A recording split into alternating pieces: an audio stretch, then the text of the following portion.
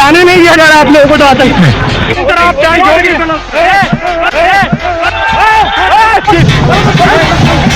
ये देखो आज का हिंदुस्तान, ये देखो मेरे साथ चलो, मैं दिखाता हूँ हिंदुस्तान।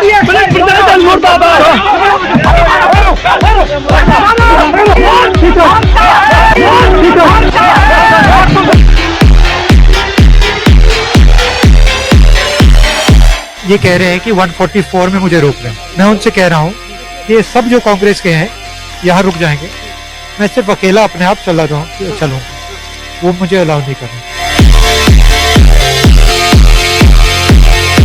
राहुल गांधी अब नेता बन गए हैं। वजह आपको अपनी स्क्रीन पर नजर आ रही होगी, जिसमें वो गिरे हुए दिख रहे हैं। हाथरस में गैंगरेप पीड़िता के परिवार से मिलने के लिए जा रहे राहुल गांधी को यूपी की पुलिस ने रोकने की कोशिश की। इतनी जोर का धक्का दिया कि वो जमीन पर गिर गए। इसके बाद राहुल उठे, हाथरस की ओर बढ़ने की कोशिश की और फिर पुलिस ने उन्हें गिरफ्तार कर लिया। उनके साथ प्रियंका गांधी वाड्रा भी थी। यही लोकतंत्र की ताकत है, जिसमें विपक्ष का नेता जमीन पर उतरकर सत्ता पक्ष की आंख में आंख मिलाकर सवाल करता है, जमीन पर गिरता है, उठता है और फिर चल देता है। राहुल और प्रियंका इस वक्त यही कर रहे हैं और इसी वजह से राहुल और प्रियंका दोनों ही बीजेपी की आंख में और ज्यादा चुभने लगे हैं। राहुल का हाथरस जाना बीजेपी को रास नहीं आ रहा है। तभी तो योगी सरकार के कैबिनेट मंत्री सिद्धार्थनाथ सिंह कह रहे हैं कि राहुल राजस्थान क्यों नहीं जाते।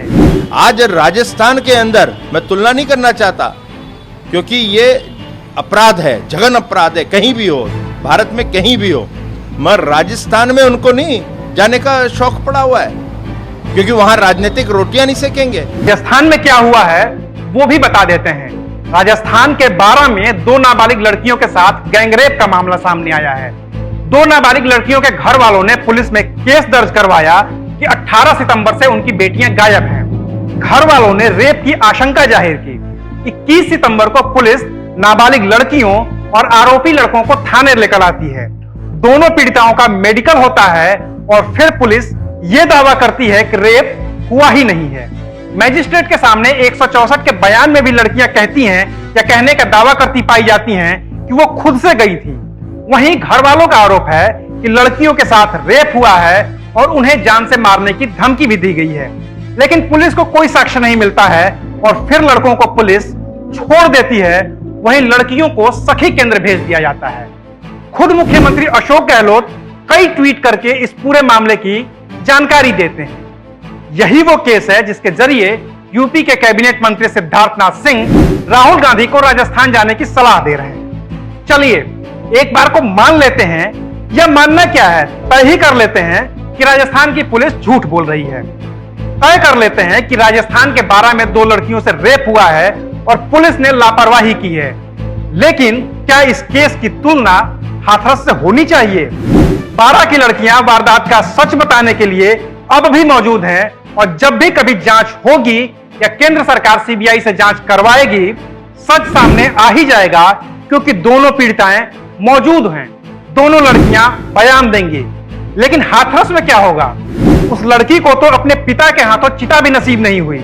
उस लड़की को तो उसके मां बाप अंतिम वक्त में देख भी नहीं सके, जिस लड़की की डोली उठाने का सपना उसके बाप ने देखा था।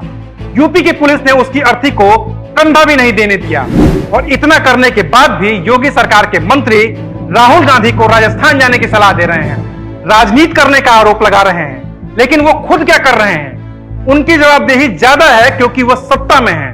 उन्हें बात एक्शन की करनी चाहिए थी, तो वो पॉलिटिक्स कर रहे हैं। और राहुल गांधी विपक्ष में हैं, तो उन्हें तो राजनीति के जरिए अपनी जमीन तलाशनी ही है और वो ऐसा ही कर रहे हैं। अभी तक ट्विटर पर बैठकर ज्ञान देने और वीडियो बनाने वाले राहुल गांधी ने हाथरस मामले पर सत्ता से सीधे टकराने की कोशिश की है।